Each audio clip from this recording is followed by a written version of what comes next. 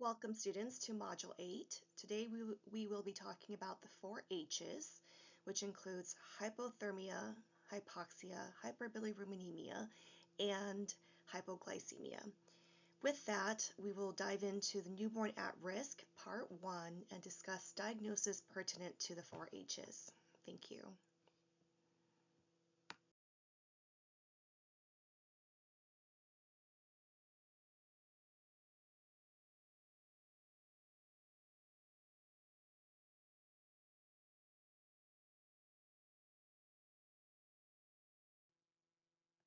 These are the learning objectives for this module. Please review it and understand the concepts, definitions, disease process, pathophysiology, and so forth, because you will be tested on this material. So what are the 4 H's? The 4 H's are hypothermia, hypoxia, hyperbilirubinemia, and hypoglycemia. As you can see here on the top of this spreadsheet, the top priority is hypothermia, also known as cold stress. That is a foundational priority when a baby first transitions from intrauterine to extrauterine life. If we do not stabilize that baby the moment it comes out, it may actually cascade into multiple other issues. As you can see here in this graph, if there's respiratory issues, that would lead into hypoxia. If there are metabolic issues, that will eventually lead into hyperbilirubinemia. If there is an increased rate in the metabolic rate in consumption, eventually that will basically utilize all the glucose that baby has, its reserve, and that baby will eventually go into hypoglycemic event. So all of the 4 H's are all interrelated with each other. So it's very, very important to make sure that we first and foremost take care of the cold stress prevention. If not, it may cascade into hypoxia, hyperbilirubinemia, and hypoglycemia.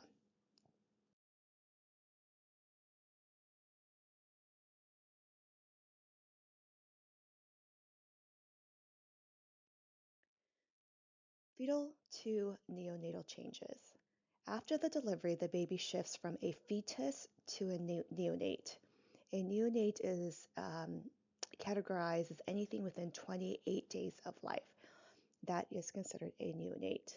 And there are many, many different systematic changes when that baby changes over from intrauterine to extrauterine life and the fetal circulation takes over.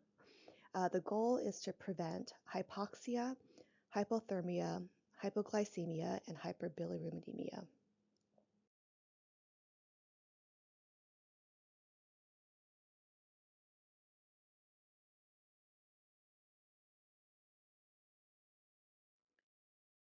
So as we talked about, the baby, the neonate, transitions very, very quickly into extrauterine life. So at that point, that fetus, that neonate, is no longer dependent upon mom's placenta. Mom's placenta was the lifeline for months and months and months, that lifeline where it provided oxygenation, nutrients, development, source of life, and everything. Now that neonate has to take over. And part of that transition is dependent upon 4 areas, which is your circulatory, your respiratory, your thermoregulation, and the ability to be able to maintain its own blood sugar. Once the neonate is able to successfully transition, it technically is able to adapt to the new life. So in chapter 17, table 17.1, please make sure that you familiarize yourself and know the anatomic and physiological comparison between the fetus and the newborn, as the respiratory function, the gas exchange, the circulatory heart, the hepatic circulation, and the thermoregulation. What happens in utero, and once that baby takes that first breath of life, what happens in the neonate? So please make sure that you review this table and please know it very, very well.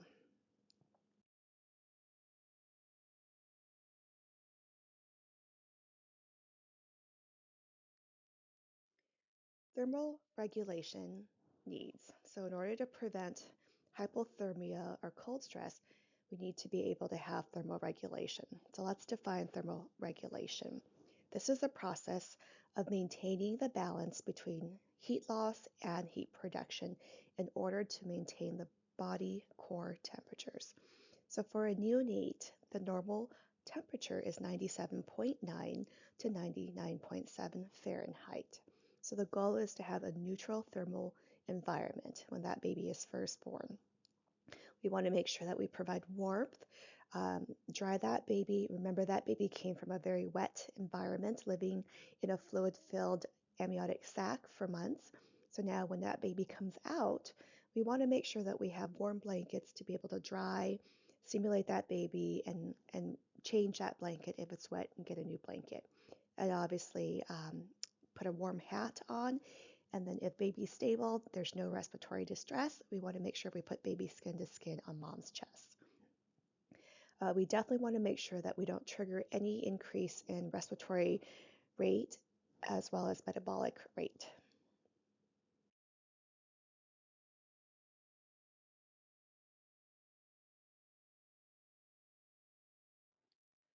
Cold stress. This is when the newborn first experiences an increase in norepinephrine in response to a cold environment. This then influences the triglycerides to stimulate the metabolism of the brown fat, which is the baby's adipose tissue. So during the last trimester, the neonate at that, the fetus at that point is able to develop brown fat, which is vital for thermogenesis. So when that baby is born, the goal is to have a little bit of, yes, insulation, the newborn experience to prevent heat loss and cold stress. So cold stress is defined as excessive heat loss that requires a newborn to use its compensatory mechanism, for example, non-shivering thermogenesis and tachypnea, to maintain core body temperature. So the goal is to prevent cold stress. The goal is to maintain core body temperature.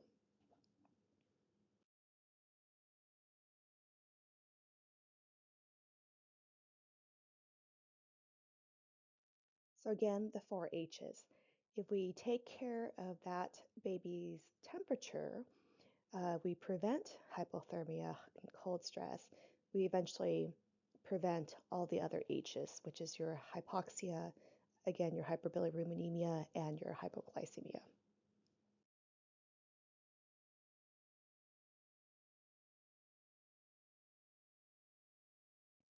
So why are babies at risk for heat loss? As we know, they are predisposed to heat loss for multiple reasons. The thin skin is very close to the surface area. They also lack the ability to actually produce heat until about 3 months of life. They have limited storage of glucose, glycogen, and fat. And they also have a limited use of voluntary muscle to be able to produce heat. And in addition to that, they have a large surface area to body mass ratio. They have a lack of subcutaneous tissue, insulation.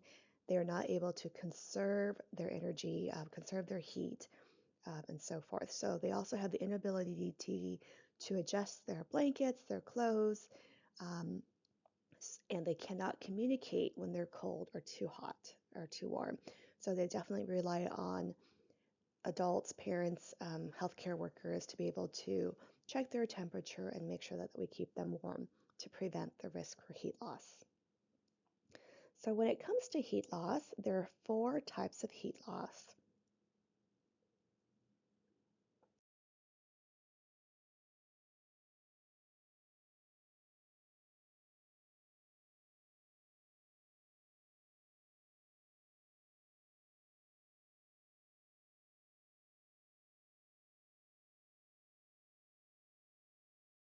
The first type of heat loss is called conduction. Conduction involves the transfer of heat from one object to another when the two objects are in direct contact with each other. So basically, so if the baby comes out, and for an example, we put that baby on a cold scale to weigh it right away, that scale is very, very cold. So the baby's warmth is then transferred to the coldness and vice versa. Um, so that really puts that baby at risk for developing potentially hypothermia. So when two objects actually have direct contact with each other. So this can be a scale, a mattress, it can be a cold blanket, it can be anything that's cold that's touching the baby. For example, a stethoscope. A lot of times you might see the nurses warm their stethoscope under the warmer. They check it before they actually apply it to the baby's skin. So these are the things that anytime there's a transfer from one object to another.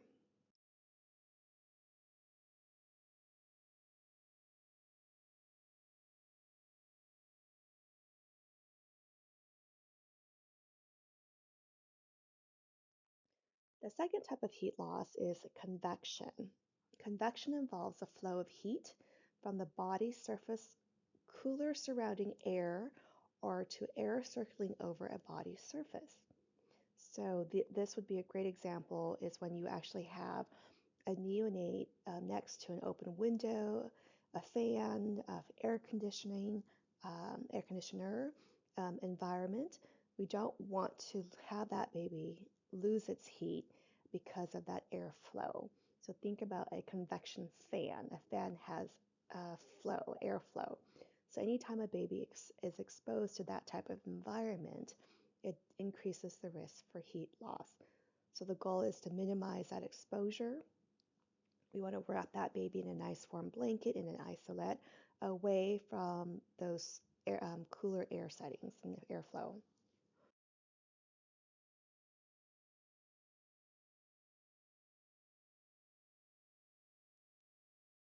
The third type of heat loss is called evaporation. Evaporation involves the loss of heat when a liquid is converted to a vapor. Evaporation loss may be insensible, which is from the skin or respiration, or it can be sensible, which is from the sweating. So for babies that are first born, as we talked about earlier, they come from a very fluid-filled environment. They come out wet. So it's very, very important to have a warm blanket to dry them immediately on the post-delivery and get all that wetness, the vernix, the white cheesy vernix, get all that off because if we don't, that can vaporize and cause that baby to lose heat. So we definitely want to make sure that we dry that baby very, very well, change blankets, again, put on that warm hat, do skin to skin as soon as we can.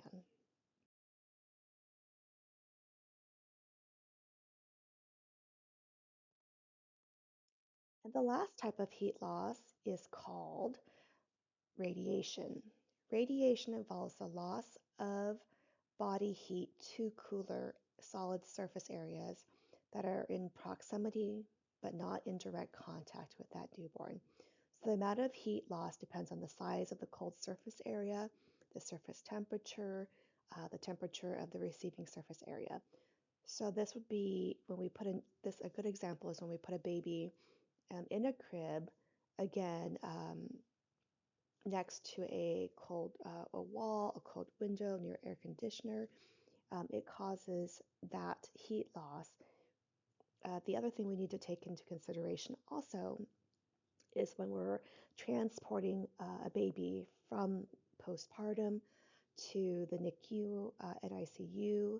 A lot of those babies are transported in an isolate because we don't want that radiation loss of heat to go into the cooler areas. So we want to make sure we keep that baby insulated, keep that baby nice and warm.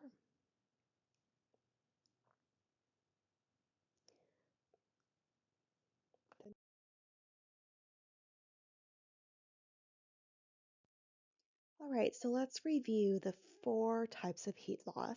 I found this little cartoon flyer on Pinterest, and I thought it did a really good job just kind of summarizing all the four types of heat loss. It's from pinkorbluecare.com. So the first one is convection. So again, that's anything from cool air. So we want to minimize heat loss, keep that baby away from air conditioning, vents, fans, open windows, any cool air. The second one is the evaporation. So drying that newborn when it's wet is really, really important. So that way there's any the wet fluid on the baby's body doesn't vaporize and cause cold stress. The third one is the radiation. So this is because of any type of surrounding objects that can be doorways, it can be the outside wall, surrounding cooler objects. So again, we want to make sure everything that we put that baby on is nice and warm, um, even our hands and so forth. Stethoscope, those are objects as well. So the fourth one is conduction, and this is the actual contact between two components, the baby and an actual surface area. So we want to minimize anything cold, keep that baby away from cold blankets, cold scales, cold beds. We definitely want to make sure that that baby is on something that's nice and warm. So make sure those warm blankets are available and so forth. So this is just good little cartoon I like. Wanted to share that with you. Thank you.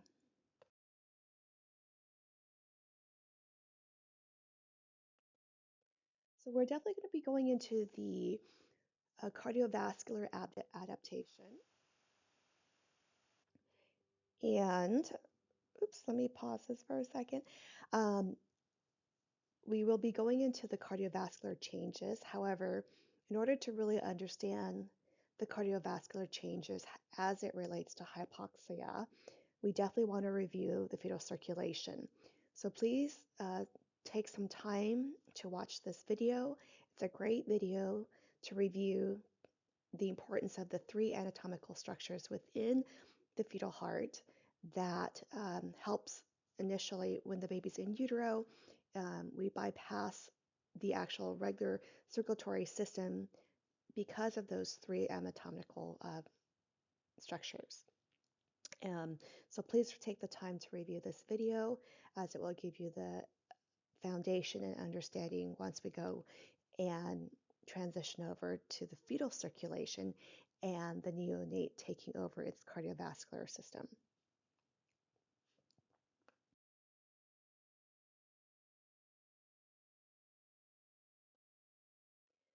So cardiovascular changes. Neonates must take their first breath of life to oxygenate their own circulatory system. So it shuts down the placenta. So the placenta is basically delivered, cut off, everything's gone. At that point, the fetus takes over, I'm sorry, the neonate takes over its own cardiovascular functions and shuts down everything else. So it's at that point that baby is transitioning from placenta to pulmonary gas exchange. Normally, fetal heart rate in utero is 110 to 160 beats per minute. Eventually, the baby will normalize somewhere in the average of 120 to 130. And if bradycardia happens, it's normally associated with apnea and is often seen with hypoxia.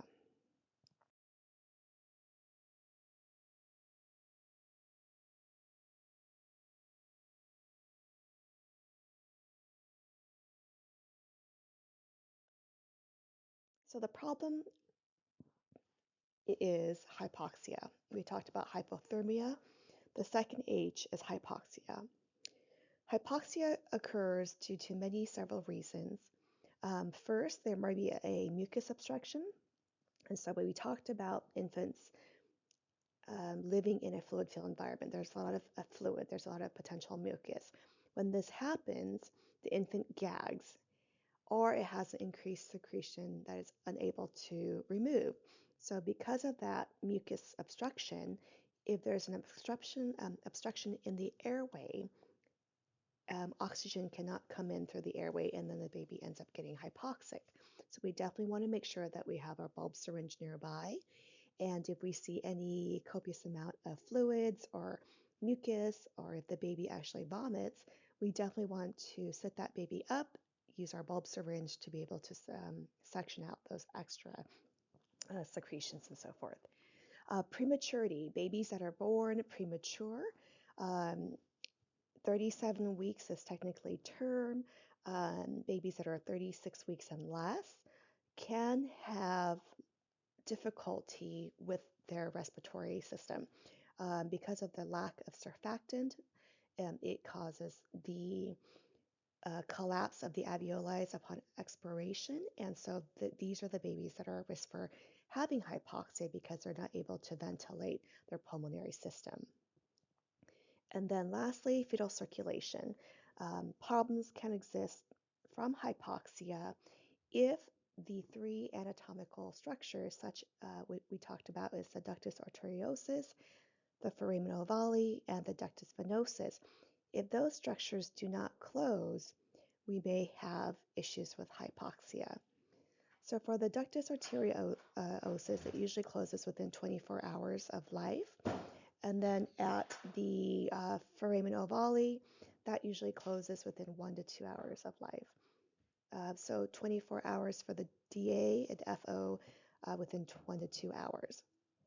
So usually by day 2, we should have closure of the DA and the FO. If we hear murmurs, we definitely want to keep an eye on that, and we definitely want to notify the pediatrician because we may have to do further diagnostic workup. And then for the ductus venosus, that does not close until about 2 months of life. So anytime when there's no closure, specifically in the inpatient setting, there's going to be a mix of deoxygenated and oxygenated blood that may result in hypoxia and further complications down the road.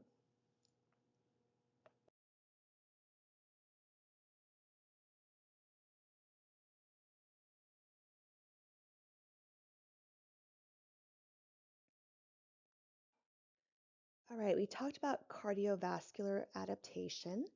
Let's talk about respiratory adaptation. So as mentioned earlier, fetus is living inside a fluid-filled environment. They're used to breathing in fluid. And when that baby is born, one of the things that it really relies on to be able to adapt to extrauterine life is surfactant. So, surfactant is a surface tension reducing lipoprotein found in the lungs that prevents alveolar collapse, specifically on the expiration of the actual lungs. So when babies are born, especially if they're term, these babies have adequate surfactant. So babies that are born preterm actually lack surfactant, and a lot of times they have a harder time transitioning because of that lack of surfactant.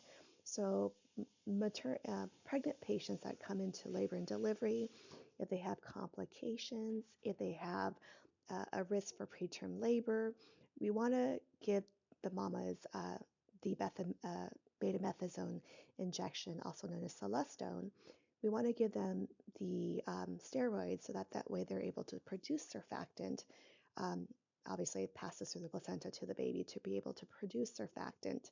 So that way, just in case that baby is born preterm, it does have significant surfactant in its lungs to be able to hopefully transition better from intrauterine to extrauterine life. So again, very, very important to remember this. The other thing I also want to remind you, we talked about this last time, is that fetus that are going through the vaginal canal, they're being pushed to the birth canal. So a lot of the fluid is expelled out. C-section babies don't have that luxury, and so they may have more fluid. And hopefully with those deliveries, those babies have enough surfactant to be able to adapt better to extrauterine life. So normal respiratory rate for neonates is 30 to 60 with no more than 15 seconds of apnea with irregular shadow unlabored breaths. So neonates are usually nose breathers. They breathe very irregular, very shallow. There's periodic breathing. There are moments where they don't breathe. If it's less than 15 seconds and there's no effects to the vital signs or color, then we should be okay.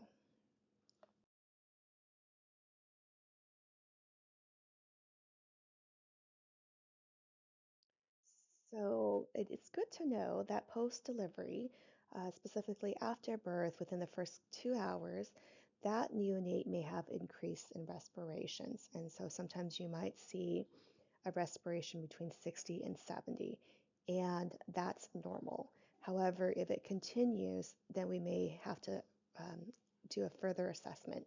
We definitely want to watch for acrocinosis, circummoral and central cyanosis. So the one that's more concerning is the circummoral as well as the central trunk cyanosis. Apnea may occur. There's two types of apnea. The first one is your physiologic apnea. That usually lasts less than 15 seconds, and that is normal. We have pathologic apnea, which is where the baby doesn't breathe lasts longer than 15 seconds. And this usually requires some type of intervention. So periodic breathing is defined as cessation of breathing that lasts 5 to 10 seconds without changes in color or heart rate.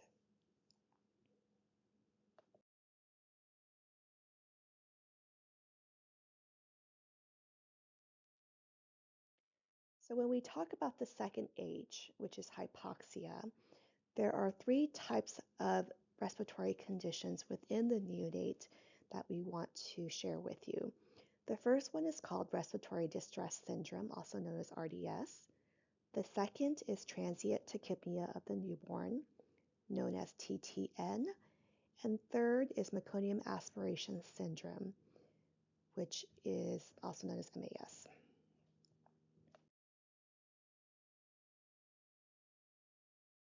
So let's talk about respiratory distress syndrome. RDS is caused by a developmental deficiency in the surfactant synthesis, accompanied by lung immaturity and hypoperfusion. So again, we talked about surfactant, how important it is to have adequate amounts of surfactant to be able to keep those air sacs, those alveoli open, expanded, so that way it can facilitate the pulmonary gas exchange. When there is no surfactant, it causes the alveoli to collapse, um, specifically on expiration. So because of this, this compromises the actual pulmonary gas exchange, which relates then down to cascade down to hypoxia. RTS is characterized by compromised lung distension, poor gas exchange, hypoperfusion, and ventilatory failure. So if it becomes long term, we may want to consider other interventions.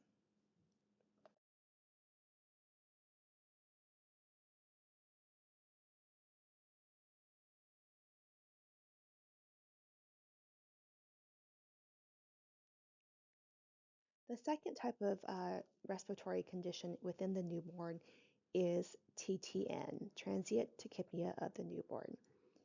TTN is a self-limiting condition involving a mild degree of respiratory distress.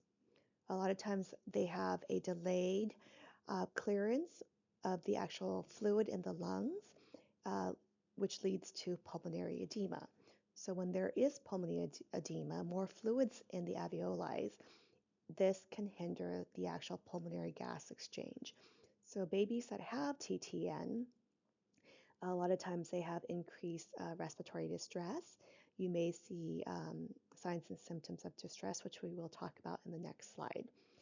So it's very important to make sure that we, as best as we can, try to suction out all the fluids that we can in the mouth, the nose, and sometimes we may need to even actually do a deep suction using a wall suction to be able to take that extra fluid out of the lungs. Usually this happens within the first few hours of life. We highly recommend that babies are put skin to skin. However, if it doesn't resolve and there's further signs of distress, that neonate may need to be transferred, observed to closer in the NICU, or even be admitted to the NICU.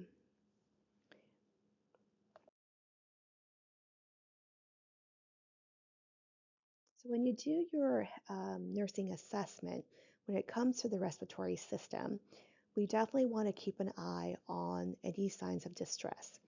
This little graph here in chapter 24 is a really good indication of what to see when you have a neonate that is in respiratory distress. So signs and symptoms may include dyspnea, central cyanosis, nasal flaring, intercostal retractions, tracheal tugging, grunting.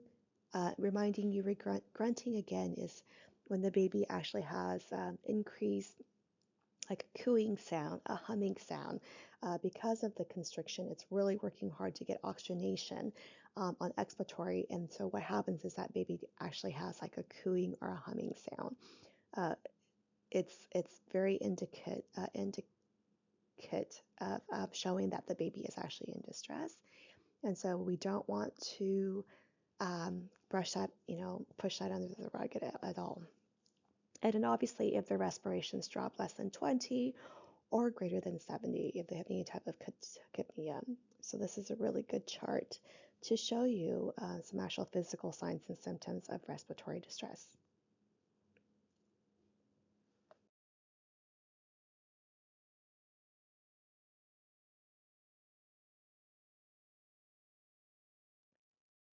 The third respiratory condition we would like to talk about is meconium aspiration syndrome. This is this is when the newborn actually inhales particulate meconium. Actually, when the fetus was in utero, it actually inhales particulate meconium with amniotic fluid, which goes into the lungs, and that point it circulates into the respiratory system. And or that baby may actually take its first breath of life.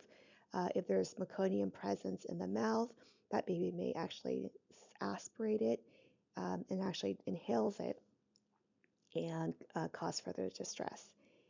And the other thing that's important to know, if you've changed a baby's diaper, you'll notice that the baby's meconium, which is a dark black, dark green, it's a very thick, tarry substance. It's very, very sticky. So if you can visualize that going into the airway, into the alveoli, because it's so sticky, the alveoli will not be able to expand because of that stickiness. And so that can definitely cause hypoxia down the road. In the second bullet, it talks about the newborn respiratory distress and how this can lead to severe illness. About 12 to 15 pregnancies, there may be some type of meconium staining in the amniotic fluid.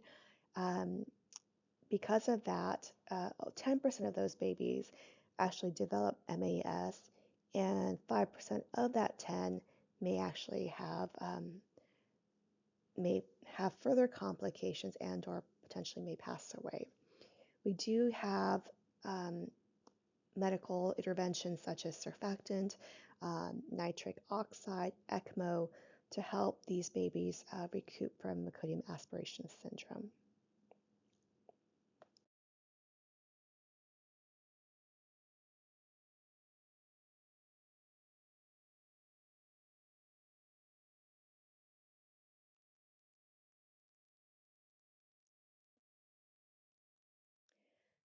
Pathology of MAS. The pathology of MAS is complex, and the timing of the insult results can be very controversial. The meconium may be passed in utero, secondary to a hypoxic stress. Intrauterine, if that baby is actually aspirating the actual meconium, it's going to cause an obstruction in the airway. Eventually, that can cause other problems down the road, which we won't talk about. But the most important thing to know is that when we have meconium stained amniotic fluid, that's why we do our coat assessment. we definitely want to make sure that we communicate that to the medical team. So when babies are in utero, what causes this is usually when the baby, it actually takes, the fetus actually bears down when it's stressed, and it passes meconium in the fluid. The baby experiences like a vagal relaxation. The anal sphincter relaxes, therefore it passes meconium into the amniotic fluid. So it's very important to make sure that we have the right medical team, the right providers. We want to have a NICU nurse, a RT, a neonatologist, because a lot of times these babies come out, uh, there is a chance for severe depression. Now, if according to NRP, which is our neonatal resuscitation program, if the baby comes out crying, pink, we don't want to do anything. We just want to leave that baby as is. We don't want to do anything invasive that may cause that baby to aspirate some more. We just want to leave that baby alone. However, if that baby comes out completely depressed and there's no respiration, the baby's blue, there's no, the heart rate maybe less than 100, there's no grimacing, there's no flexion, that baby is completely flaccid. We definitely want to make sure that we pass that baby to the warmer for the NICU team, because they're definitely going to have to intubate that baby, get access to the airway with a deep French tube suction catheter, go in and actually suction out the actual meconium. And again, we talked about fetal tracing, the importance of fetal tracing. We're taking care of a patient that we technically can't see. The only way we can see that baby in labor and delivery is actually surveying its fetal heart rate, its fetal tracing. So at any time that baby is in distress, we definitely want to make sure we find out what is the cause of that distress. Is it related to variable D cells? Is it related to late D cells? Is it related to, is there meconium in the amniotic fluid? Did we communicate that to the provider? And so forth. So I've had a couple of these deliveries, and it's very, very traumatic, very, very sad. Um, Sometimes babies do come out great, and there's other times not so.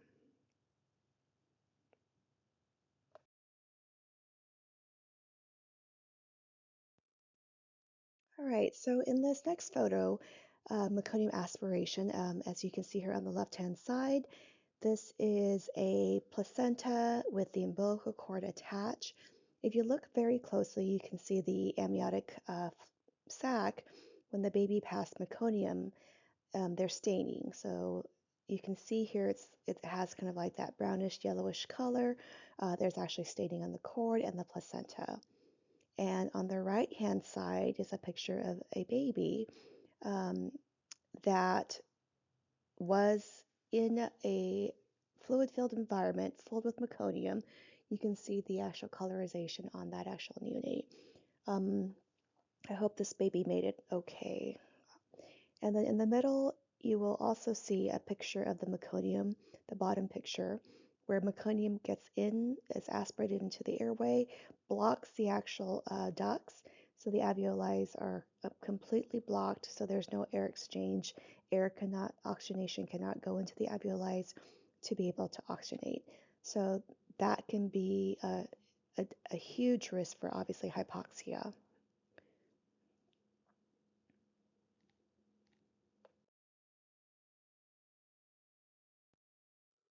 All right, so let's talk about newborn management. So, when a baby is experiencing any type of hypoxia, we need to determine if it's mild hypoxia, mild respiratory distress, or severe distress, severe hypoxia. So, if it's just a mild case of RDS, TTN, mild grunting, we want to put that baby skin to skin.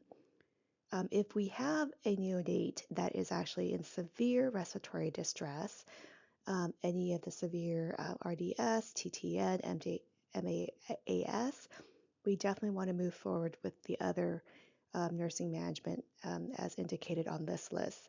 So please take your time to review this. We want to make sure that we provide the appropriate interventions based on that baby's hypoxic status. The most important thing to also add is also making sure that we reassure the parents. We want to make sure that we talk to the parents, communicate with them, be transparent as to what is currently going on with their baby. We cannot promise a good outcome because we don't know the future. So it's very important to make sure that we don't make any promises to the parents.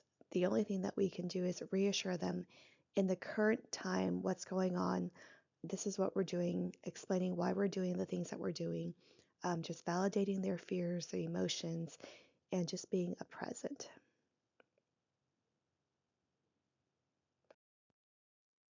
So in this slide, it's just an overview of the three conditions that we just talked about, RDS, TTN, and MAS. Please make sure you know what the cause is, who's at risk, and what the treatments are.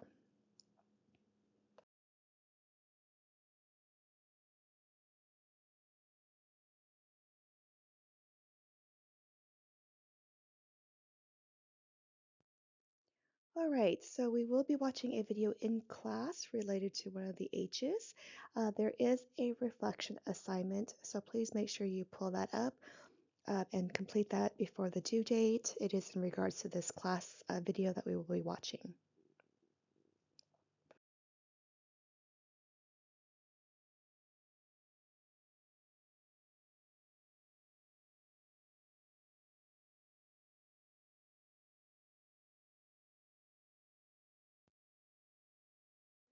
All right, so the next H that we're going to talk about is hyperbilirubinemia, and that's related to the hepatic system functions. So when a baby is born, the liver is quite still immature, not 100% functioning at full capacity. The role of the liver is to conjugate blood, to store iron, uh, and store carbohydrates metabolism, and conjugation of a bilirubin. Iron storage is dependent upon mom's intake, which means that during her pregnancy, did she have adequate nutrition? Is she anemic? If mom is not anemic and has adequate iron storage, that is passed to the placenta. The baby should also not have any issues. Carbohydrate metabolism is when the baby actually regulates its own blood sugar and its own insulin level. And then the third is the actual bilirubin conjugation. That's when the RBCs actually break down, produce this bilirubin, and the liver is supposed to conjugate it, basically break it down to water soluble, so that way it's excreted into the urine and the actual feces.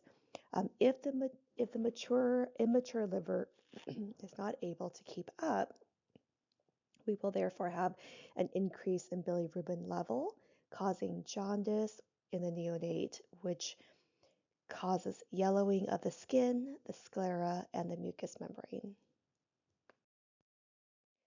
So the third H is hyperbilirubinemia. So when we talk about hyperbilirubinemia, we're talking about the amount of RBC that is basically in the placenta during the delivery, during the whole adaptation period. Sometimes there's an influx of RBCs. When the liver is unable to break down those RBCs because of the excessive amount, there's two different type of underlying cause. One is pathologic, two is the actual physiologic. When the liver is unable to break down and excrete the bilirubin, it can lead to hyperbilirubinemia, also known as jaundice, aka icterus. So pathologic jaundice is usually a result of the underlying disease.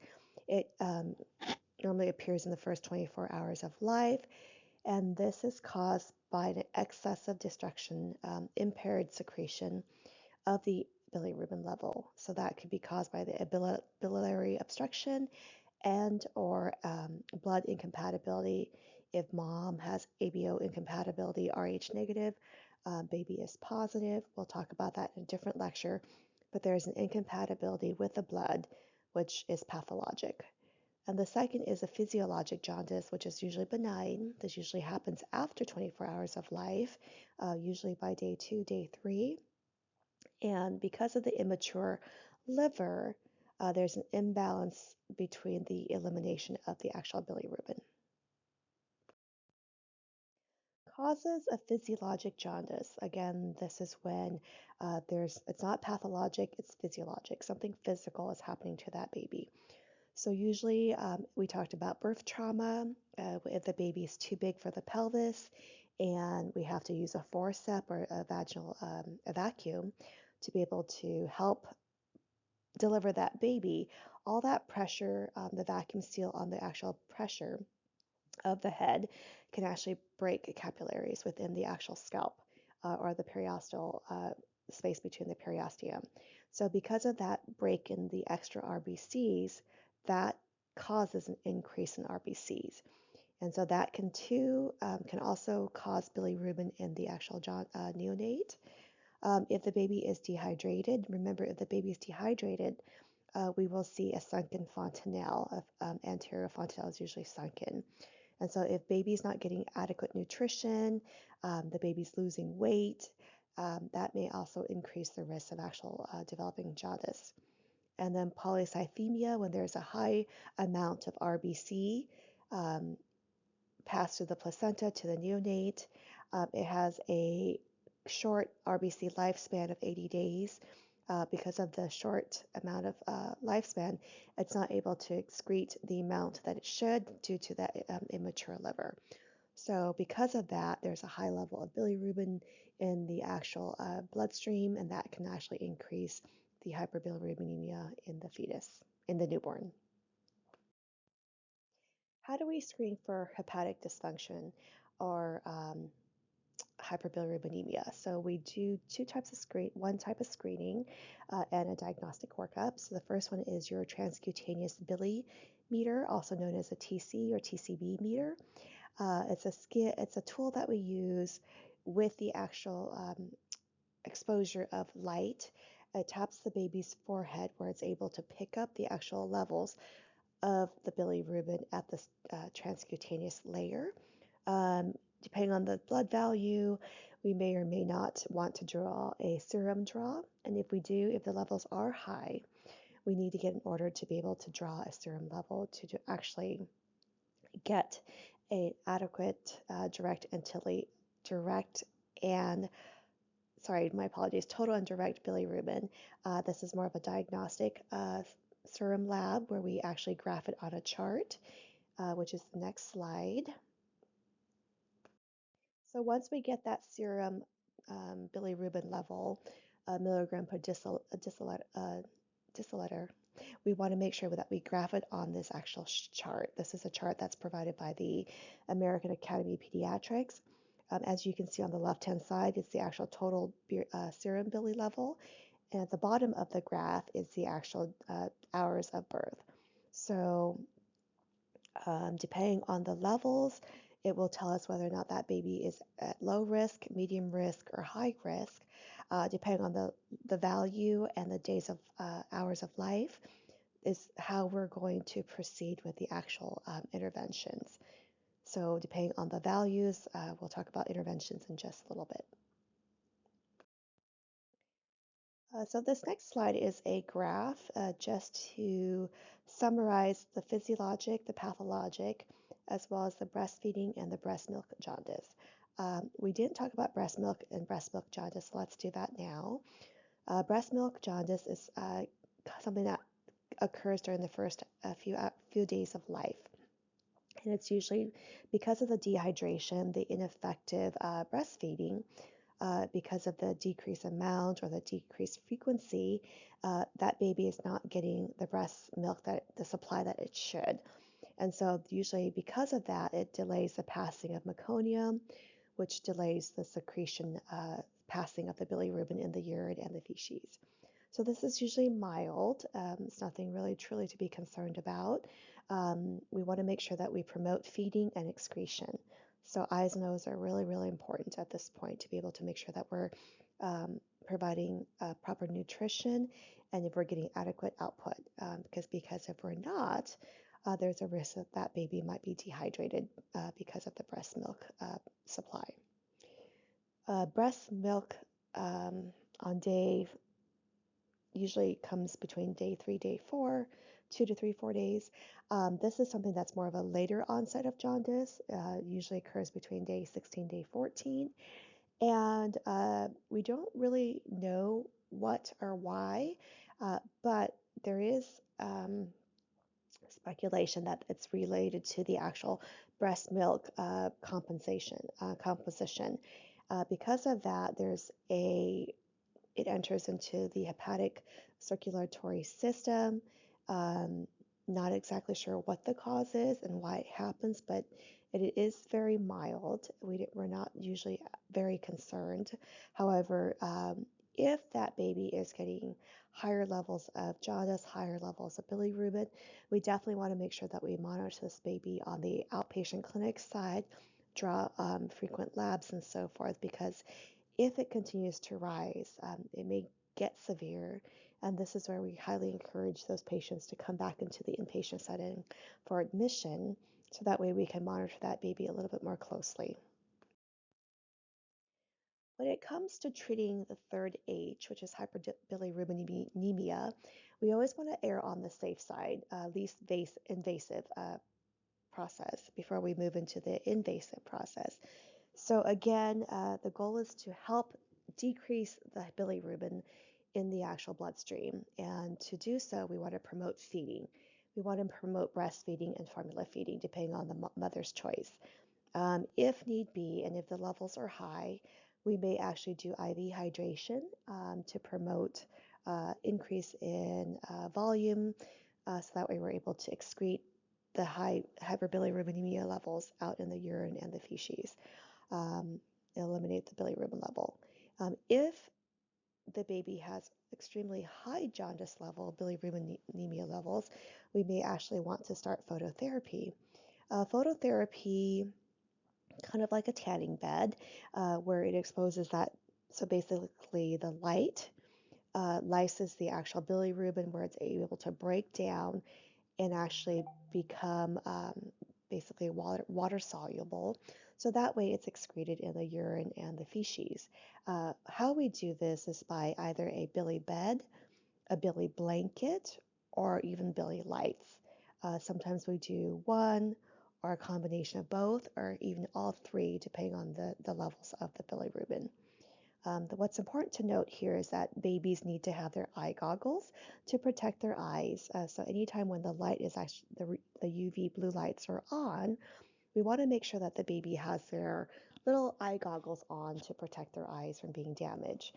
Um, when when the light is not in use, we want to make sure we kind of give that baby a little bit of rest, and so forth.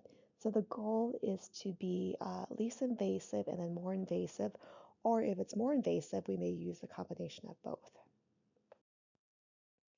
If there is severe jaundice, severe hyperbilirubinemia, just as an FYI, this can also lead to bilirubin encephalopathy, or BIND, which is bilirubin-induced neurologic dysfunction, also known as kernicterus. This is when there's severe high levels of bilirubin that moves into the actual brain, the bloodstream to the brain's tissue. These are the babies that are at risk for cerebral palsy, brain damage, hearing loss, neurological deficits, and so forth. The treatment for that is a full blood exchange transfusion of the neonate. The last H we are going to talk about is hypoglycemia in the neonate. But in order to understand hypoglycemia, it's important that we go back and talk about the effects of diabetic moms on the fetus. So during pregnancy, we may have pregnant patients that may have type 1, type 2, uh, prior diabetes in their medical health care screening. And so during pregnancy, they may also develop gestational diabetes, which we will have a lecture on that in a couple of lectures down the road. But regardless, type 1, type 2, and gestational diabetes does all have a negative effect on the health of the neonate once that neonate is born. Babies that are born from diabetic moms, these neonates have a very hard time transitioning. It affects their metabolic system and they eventually go into a hypoglycemic event. If the mother has uncontrolled glycemic control during her first trimester, which is during the orgogenesis development stages, it can actually affect the neonatal's malformation congenitally. So that can affect their cardiovascular system, their skeletal system, their central nervous system, as well as their GI and GU. Um, Sometimes if moms have high levels of glucose in her actual bloodstream, it crosses the placenta, and with the use of insulin, hyperinsulinemia, babies can actually pass in utero, and we'll talk about that when we talk about high-risk pregnancies in a different lecture. But the most important thing to know is that the most common anomalies can affect the cardiac system. Let's talk about the pathophysiology of IDM. So the large size of the IDM arises from a secondary because of the exposure of high levels of maternal glucose crossing that placenta into the fetal circulation. Because mom has hyperglycemic levels, it acts as a fuel to stimulate the production of fetal insulin, which in turn promotes somatic growth within the fetus. These fetus usually respond to high levels of insulin, which acts as a growth factor within the fetus. These are the fetus that are born LGA, larger gestational age, macrosomic babies. It's also important to know that depending on how long that neonate has been exposed, the fetus in utero can affect the long-term outcome of that neonate once it transitions from intrauterine and extrauterine life. It also increases their risk of actually developing diabetes when they grow up as children and adults and so forth.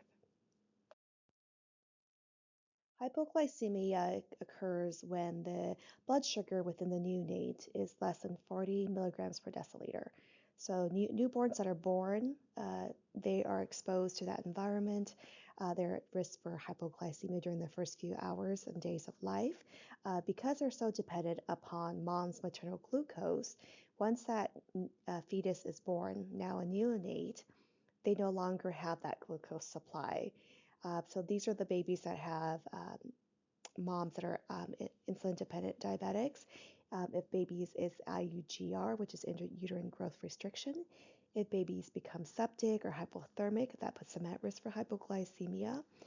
These are also the babies that are small for gestational age, which is less than the 10th percentile, and the large gestational age, which are the babies that are on the 90th percentile or greater.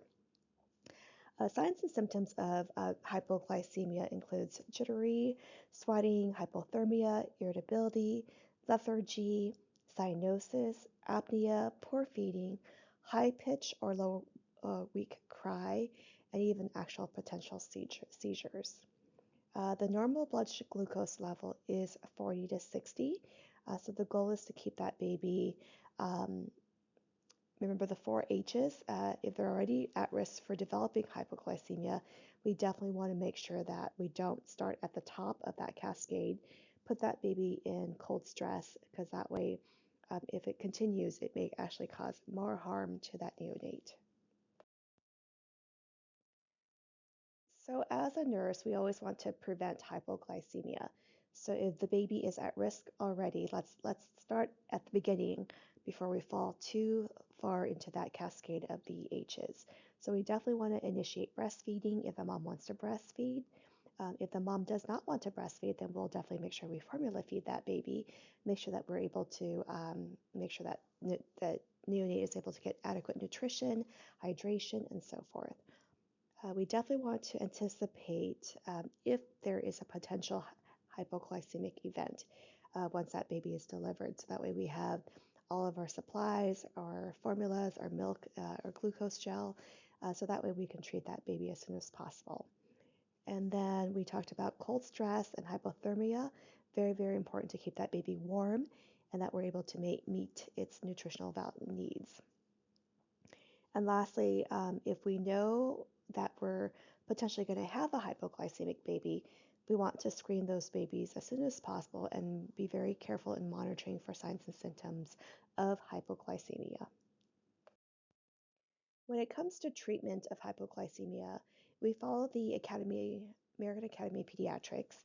There's an algorithm that we follow, and any baby that is born to an insulin-dependent mother, or if it's a late preterm baby or a term, just small gestational age, or a large gestational age baby, we definitely want to utilize this algorithm. Um, you may see this on the units in postpartum and NICU and even labor and delivery. The things that we use to treat hypoglycemia is usually breast milk, formula milk, and glucose gel, which is usually given orally. If the baby is severe, if it's less than 25 milligrams per deciliter within the first 4 hours of life, we actually even may give IV glucose. So that baby needs to be in the NICU and be monitored by NICU nurses. So there's a range based on the hours of life, based on what our interventions will be.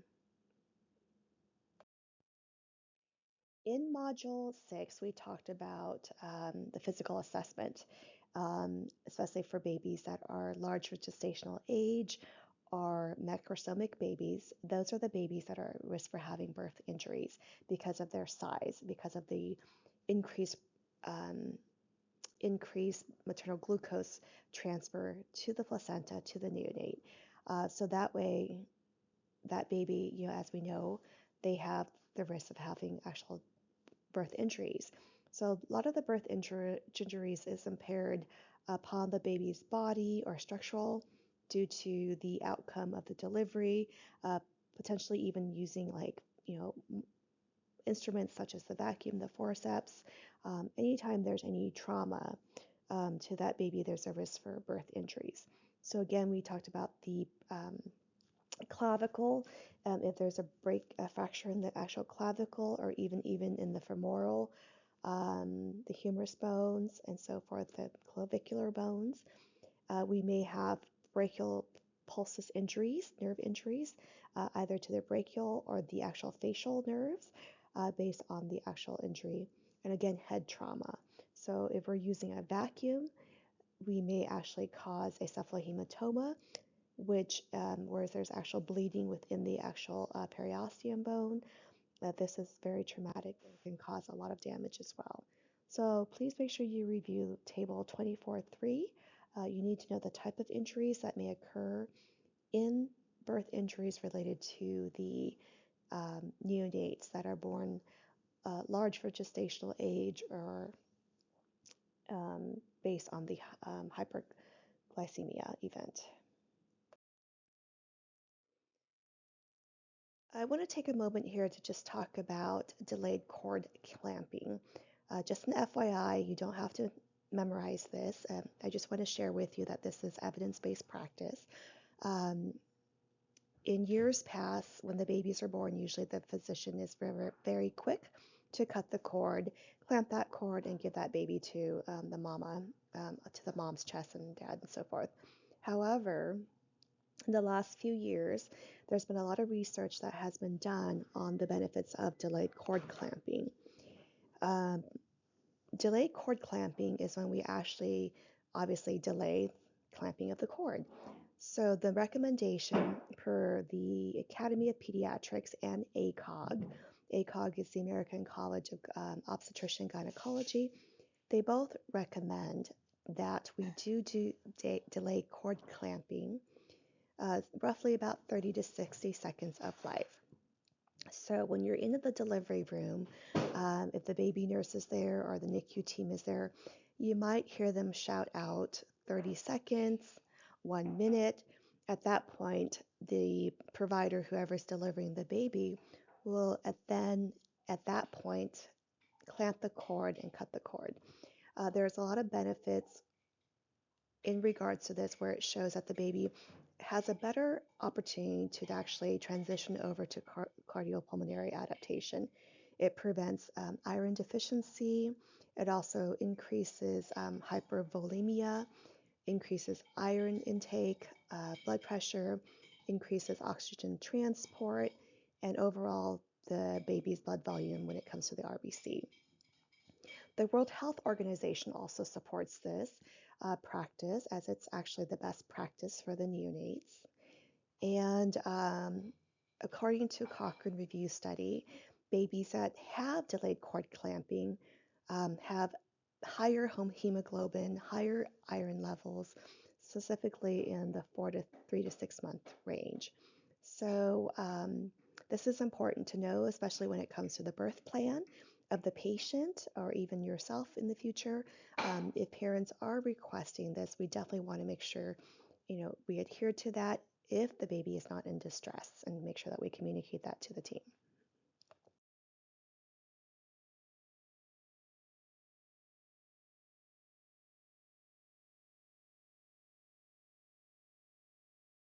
That concludes our lecture on the 4 H's in the newborn and the newborn at risk part 1.